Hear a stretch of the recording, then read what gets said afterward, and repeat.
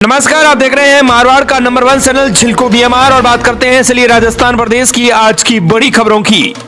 चलिए बात करते हैं राजस्थान प्रदेश की आज की बड़ी खबरों की और शुरुआत करते हैं राजस्थान प्रदेश की आज की पहली बड़ी खबर के साथ। बड़ी खबर हरियाणा राजस्थान के तहत भीलवाड़ा में लगाएंगे 31 लाख पौधे। जिला कलेक्टर संधू बोले बारिश के सीजन से पहले जरूरी प्रक्रिया प्रारंभिक कार्य शुरू कर दें। राजस्थान प्रदूषण नियंत्रण बोर्ड भीलवाड़ा कार्यालय में गुरुवार को जिला कलेक्टर जसमीत सिंह संधू की अध्यक्षता में जिला सहकारी विकास समिति की बैठक आयोजित की गई।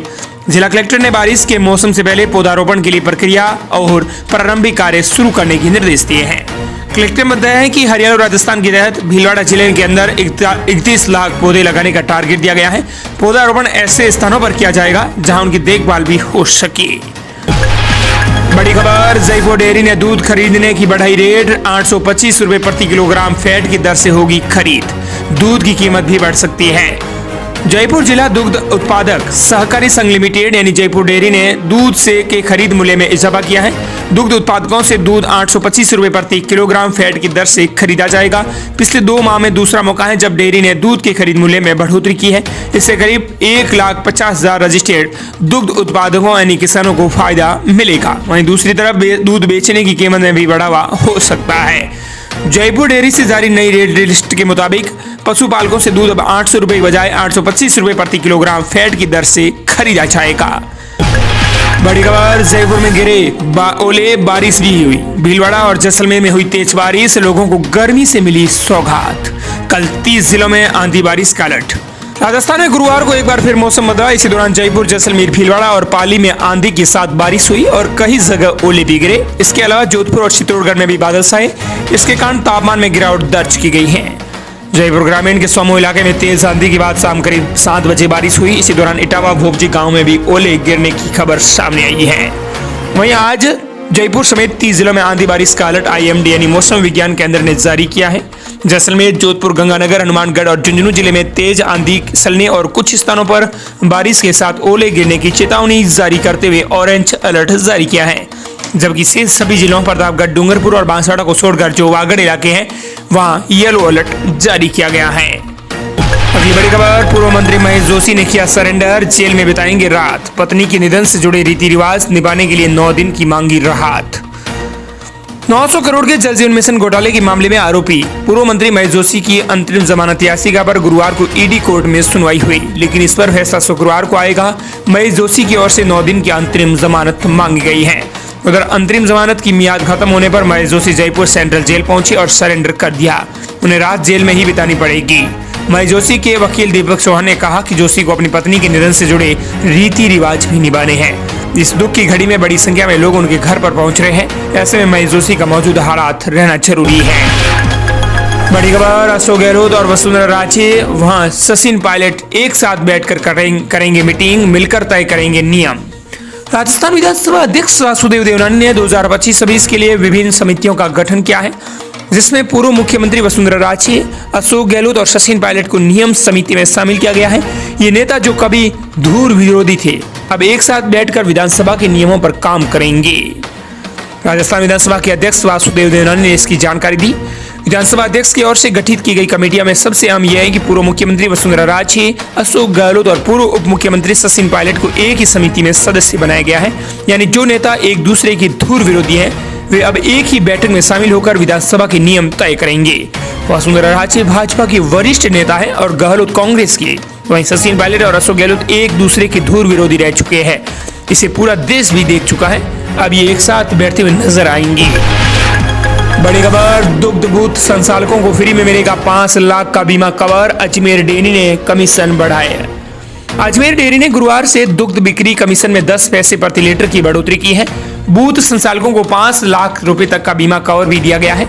अजमेर जिला दुग्ध उत्पादक सहकारी संघ के अध्यक्ष रामचंद्र चौधरी ने बताया कि बूथ संचालकों, शॉप एजेंसी और पार्लर संचालकों को गुरुवार से दूध बिक्री पर 1 रुपया और 50 पैसे के बजाय 1 रुपया 60 पैसे प्रति लीटर कमीशन मिलेगा। वहीं बड़ी खबर राजस्थान की जनता के लिए बड़ी राहत। गिव अप अभियान की अंतिम डेट फिर बढ़ाई गई। राजस्थान की जनता के लिए बड़ी राहत भरी खबर आ रही है। खाद्य सुरक्षा योजना में अपात्र परिवारों का स्वेच्छा से नाम हटाने को लेकर चलाए जा रहे अभियान की अंतिम तिथि बढ़ा दी गई है। बता दें कि राजस्थान में गेहूं अभियान 30 अप्रैल को अंतिम दिन था, पर अब राजस्थान की जनता के लिए बड़ी राहत भरी खबर है। जिन अपात्र लाभार्थियों का नाम राष्ट्रीय खाद्य सुरक्षा योजना में दर्ज है, उनका नाम हटाने की अंतिम डेट सरकार ने फिर बढ़ा दी है। खाद्य सुरक्षा योजना में अपात्र परिवारों का स्वेच्छा से नाम हटाने को लेकर चलाए जा रहे अभियान की अंतिम तिथि 31 मई तक बढ़ा दी गई है।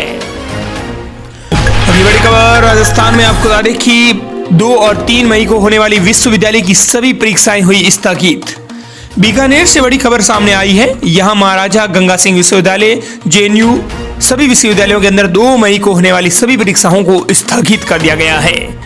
दरअसल आपको बता दें कि एनटीएम द्वारा नीट यूजी 25 की अति महत्वपूर्ण परीक्षा आयोजित होने के कारण दिनांक 2 मई तक आयोजित होने वाली विश्वविद्यालय स्तर की समस्त परीक्षाएं स्थगित कर अन्य तिथियों को करवाए जाने हेतु निर्देशित किया गया है। अगली बड़ी खबर राजस्थान में अब जारी होगा राजस्थान बोर्ड 10वीं और 12वीं का परिणाम, आरबीएसई सचिव ने बताई प्लानिंग।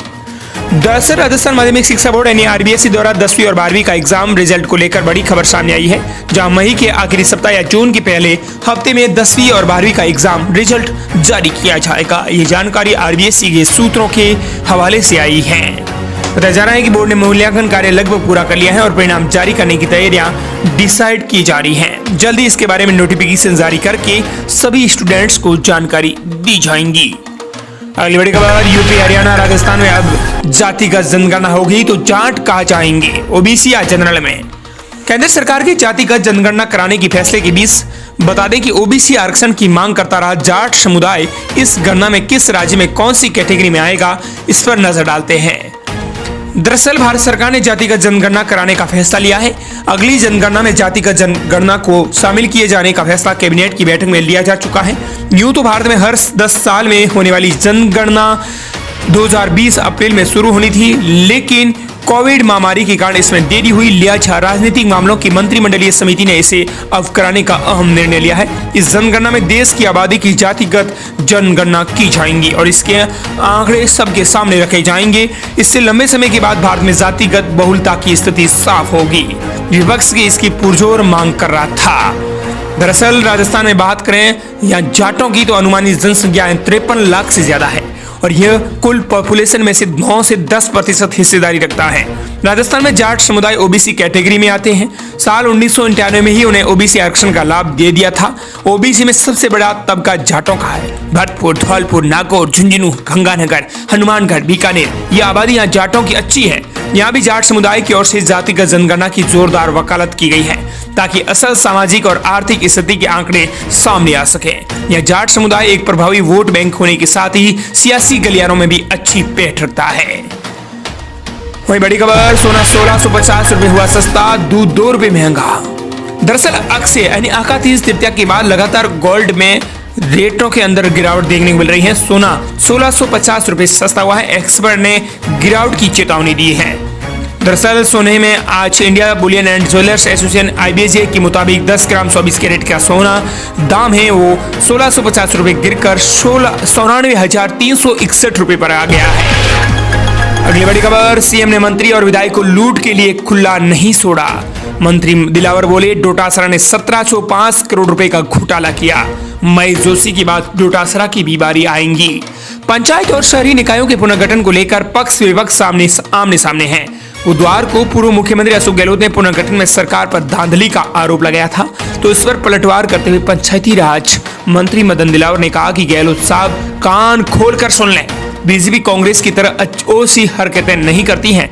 इसके साथ ही दिलावर ने डोटासरा पर 1705 करोड़ रुपए का घोटाला करने का भी आरोप लगाया है। वहीं प्रदेश की अगली बड़ी खबर, अलवर में जहरीली शराब कांड, पहले दिखना बंद हुआ फिर हुई मौतें। परिजनों का दावा सभी स्वस्थ थे। कोल्ड ड्रिंक की आड़ में 30 रुपए में 500 ml कच्ची शराब बिक रही है। 27 अप्रैल को शाम 5 बजे सीधे तौर पर गए तो कच्ची शराब पीकर लोग घर गए थे। इसके बाद नहाए थे। थोड़ी देर में उन्हें उल्टी होने लगी। उनकी मां के कंधे पर सिर रखकर बोला कि मां मुझे कुछ दिखाई नहीं दे रहा है। मैं उसे गाड़ी करके डॉक्टर को दिखाने ले गया तो वहां उन्होंने दम तोड़ दिया। ऐसे 1-2 नहीं बल्कि 6 जाने गई हैं। झकझोर देने वाली इस घटना में किसी का बेटा सीना तो किसी के माथे से पिता का साया उठ गया। हर और माता में 26 अप्रैल से शुरू हुआ मौत का सिलसिला लगातार 3 दिन यानी 28 अप्रैल तक चलता रहा।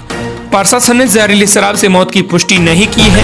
बड़ी खबर, बीएड करने वाले अभ्यर्थियों के लिए बड़ी खबर। पीटीटी के लिए लास्ट डेट 5 मई तक। कैंडिडेट्स की संख्या कम होने से लगातार बार बढ़ रही हैं तारीखें। प्रदेश के बीएड कॉलेजों में एडमिशन के लिए होने वाली प्री टीचर्स एजुकेशन टेस्ट 25 के लिए आवेदन कम होने के कारण अंतिम तिथि में बढ़ोतरी कर दी गई है। अब 5 मई तक पीटीटी के लिए आवेदन किया जा सकता है। राज्य स्तरीय शिक्षक पात्रता परीक्षा से 2 वर्षीय बीएड पाठ्यक्रम में प्रवेश मिल सकेगा। एग्जाम के लिए जिला समन्वयक डॉक्टर राजेंद्र पुरोहित ने यह जानकारी दी है। वहीं बड़ी खबर, विदेश भागे लॉरेंस के गैंगस्टर बदल रहे हैं हर दिन ठिकाने। पुर्तगाल से गैंग सलारा रोहित गोदारा। राजस्थान पुलिस के रडार पर 50 बदमाश। विदेश में बैठे गैंगस्टर पर राजस्थान पुलिस की anti gangster task force team का शिकंजा कसता जा रहा है। इस डर से राजू ठेठ, सुखदेव सिंह घोगामेडी जैसे हत्याकांड को अंजाम देने वाले लॉरेंस गैंग के गैंगस्टर ठिकाने बदल रहे हैं। टीम ने 4 अप्रैल को दुबई से लॉरेंस गैंग के आदित्य जैन उर्फ टोनी को गिरफ्तार किया है। इससे आपको बता दें कि पुलिस के पास 50 से अधिक वांटेड बदमाशों के बारे में जानकारी है जो वारदात के बाद विदेश में छिपे हुए बैठे हैं। पुलिस अब तक 24 बदमाशों के खिलाफ रेड कॉर्नर नोटिस जारी भी करवा चुकी है। और दोस्तों, इस प्रकार थी ये राजस्थान प्रदेश की आज की बड़ी खबरें।